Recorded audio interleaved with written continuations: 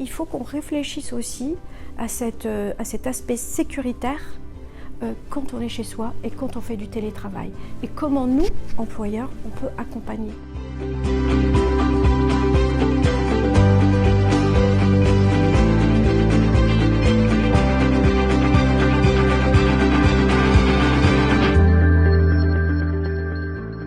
Je suis Sarah Vacant, je dirige Motovario depuis plus de 10 ans, une société qui fabrique des motoréducteurs destinés à tout type d'industrie. Et je me considère comme une bâtisseuse, mais une bâtisseuse de temple qui s'inscrit dans la pérennité.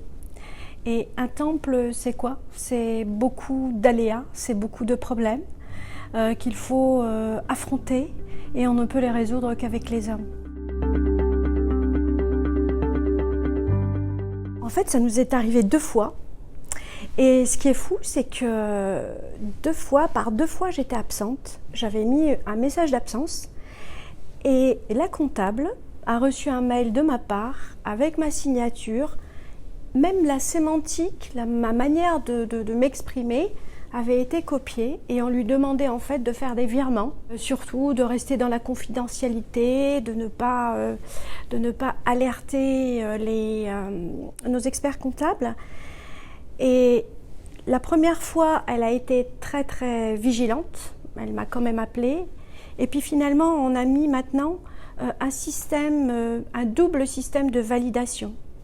C'est-à-dire qu'en fait, elle ne peut pas valider, elle ne peut pas faire des virements et valider, je suis la seule à pouvoir valider.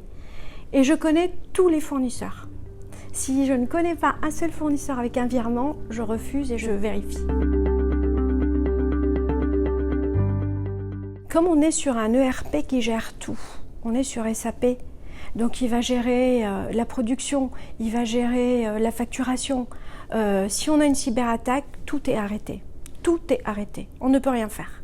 On ne peut pas assembler, on ne peut pas sortir de BL, on ne peut rien faire. Donc c'est un risque terrible, déjà de remise en fonctionnement.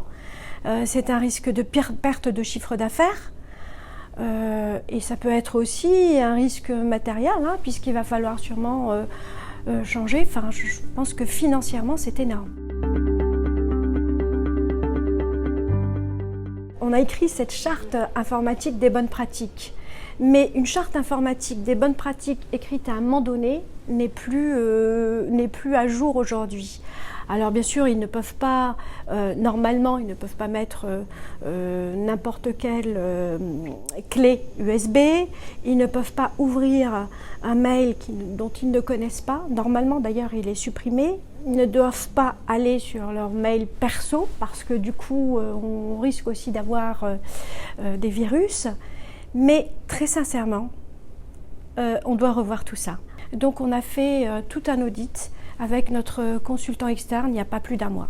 Je pense qu'il faut cadrer le télétravail et c'est là où on n'est pas bon. Même si aujourd'hui en fait on a dû en fait se réinventer parce qu'avec la Covid, ce qui s'est passé c'est que du jour au lendemain il a fallu trouver des solutions. Du jour au lendemain on a inventé des solutions quand on ne les avait pas. Mais on n'est que des êtres humains. On n'a pas pensé à tout. On n'a pas pensé à tous ces risques. Aujourd'hui, il est temps de se poser et de se dire « Ok, comment on va continuer demain ?» Le télétravail, en tout cas, il ne sera pas arrêté. On va au moins continuer, en tout cas chez nous, chez Motovario, au moins une journée. Ça permet aussi de réduire l'empreinte carbone. Ça permet aussi aux personnes de se poser et aussi, on a tous besoin de réfléchir. Voilà, c'est aussi important, en tout cas pour ceux qui le veulent. Mais il faut qu'on réfléchisse aussi à cet aspect sécuritaire quand on est chez soi et quand on fait du télétravail. Et comment nous, employeurs, on peut accompagner.